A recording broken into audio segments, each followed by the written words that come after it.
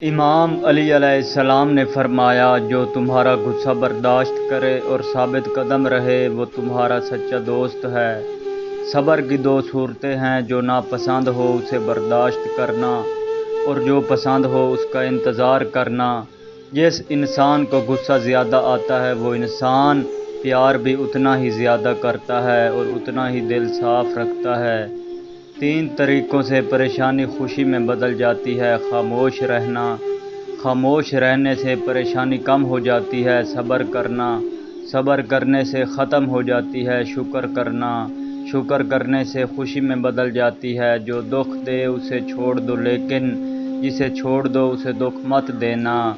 3 چیزیں ایمان کو تباہ کر دیتی ہیں: امیروں کی محفل، عورتوں کی صحبت، جیلوں سے بحث۔ امام علی علیہ السلام نے فرمایا، خدا کے نزدیک کسی انسان